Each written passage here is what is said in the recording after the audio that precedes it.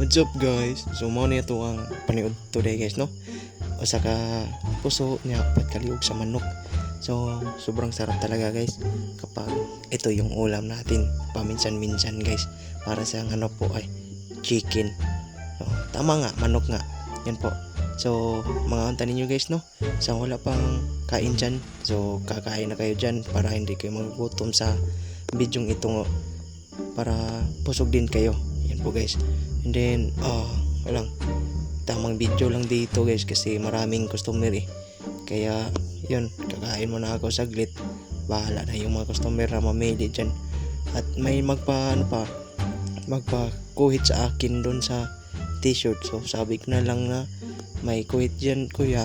Ay, ikaw na lang. And then, mahinay ka sa ceiling fan kasi baka matamaan. Yan po yung sabi ko sa customer. Kasi kumakain pa ako dito eh. Yan po guys no, lamig talaga yung kain ko dito guys. Yan no. Kahit puno na yung bibig, dinadagdagan pa rin. Yan. Pinapalaway ko kayo lahat yung ulam ko guys. Nahihirapan ako sa kalisod guys sa magtagalog guys. So yan po. So sobrang laki na natin no. Yan. Kasi ang sarap talaga yung manok guys eh. Kaya mapapalaki yung kain natin dito guys. Yan po guys oh. So wala po akong kanin guys, puro po yung sudan. Yan. Alam ko naman guys na nagugutom kayo dyan kasi nakikita itong video na ito. Kaya wag kayo nang manood kung hindi nyo kaya na magutom. Ayan po guys no. Ang tingnan mo yung mukha ko, parang nagugutom talaga. Walang ano ba, walang anuhan. Yan o.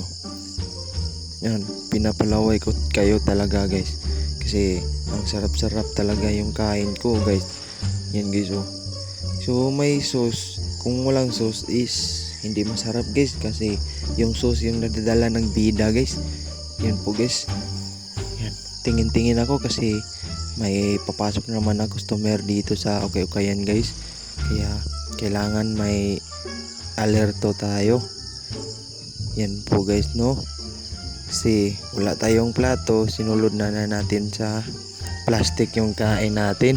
So yan guys, malapit na tayo matapos sa kain natin kasi yung natirang manok sa liog sa manok di guys is isa na lang. Kaya yan po yung guys. So kaya see you sa next video natin guys. And then kung bago lang po kayo, so don't forget to follow and then to subscribe din sa YouTube channel ko para more updated kayo sa mga panibagong i-upload ko guys. So yan guys, naubos na yung kinain nating liog sa manok guys. Sobrang sarap kasi. So yan, malaki na yung katawan natin. Kaya dito muna tayo sa video natin guys. Bye bye.